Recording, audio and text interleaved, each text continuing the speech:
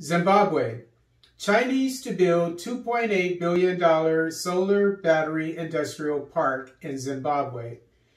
The administration of Zimbabwean President Emmerson Mnangagwa signed an agreement with two Chinese investors on Friday, September 16, 2022, to build a solar battery industrial park.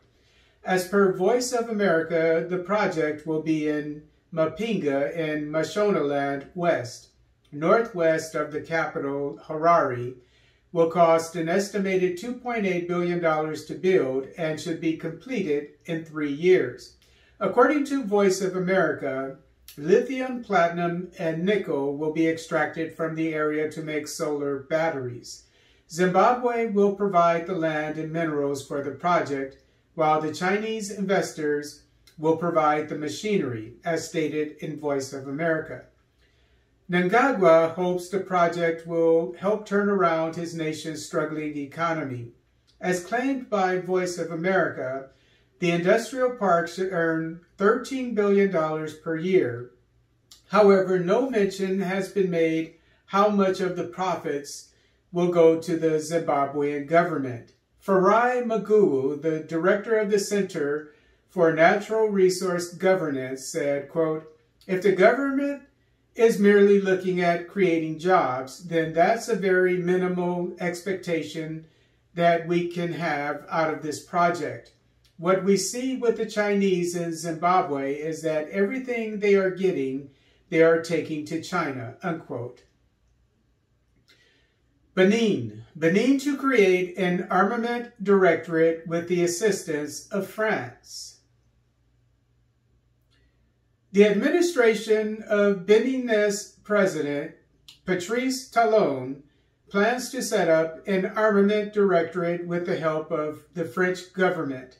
As reported by A Cotonou newspaper, the cooperation between the former colonizer and colony will examine current and future military collaborations between the two countries vis-à-vis the supply of armaments to Benin by France. This agreement comes on the heels of several attacks in the Benin Sahel in the north of the country by an Islamic State-linked group this month. When French President Emmanuel Macron visited the Beninese capital, Cotonou, in July, Talon asked him to support Benin with its security problem. Somalia. Somali military enters with a convoy the center of country for the first time in 8 years. For the first time in 8 years, a Somali National Army SNA convoy reached the central part of the country on Thursday, September 22, 2022. As specified in Harare newspaper, at least a dozen heavy vehicles, including armored cars, from the 21st Division entered the Galgaduud region to take part in an offensive against al-Shabaab. The SNA said it launched an offensive on al-Shabaab on Thursday in the Sino Dhaka area of Galgaduud, killing 10 insurgents. Commander of the SNA, General Odawa Yusuf Rage, said the operation was carried out after the military received intelligence of the location of al-Shabaab fighters in the area. Up until now, the SNA has been forced to fight al-Shabaab without heavy military equipment in the region, as stated in Harare.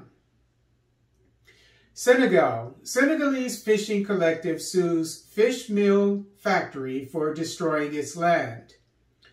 On Tuesday, September 20th, 2022, a Senegalese fishing collective in the coastal city of Kayar, 36 miles north of the capital, Dakar, sued a fish meal factory for polluting the land and water and destroying the livelihoods of local fishers. Formerly owned by a Spanish company and under the name of Barna Senegal, the current Tuba Protein Marine Factory, whose ownership could not be ascertained by this news channel, is accused of contributing to food insecurity in the region by taking fish from the area, turning it into fish meal, and selling it to European and Asian markets, as reported by Voice of America. In the words of a member of Teksawu Kayar Collective, Ale, quote, "For any outsider who comes to Kayar, all they have to do is breathe to understand the difficulties we're facing. People have fallen ill, seriously ill," unquote. As reported in the Voice of America, Greenpeace claims, quote, "The tuba factory has dumped increasing and illegal levels of heavy metals into Kayar's land and water," unquote. As claimed by Deutsche Welle, nearly 300 Senegalese female fish processors have lost their livelihoods when the fish meal factory came to town in 2018.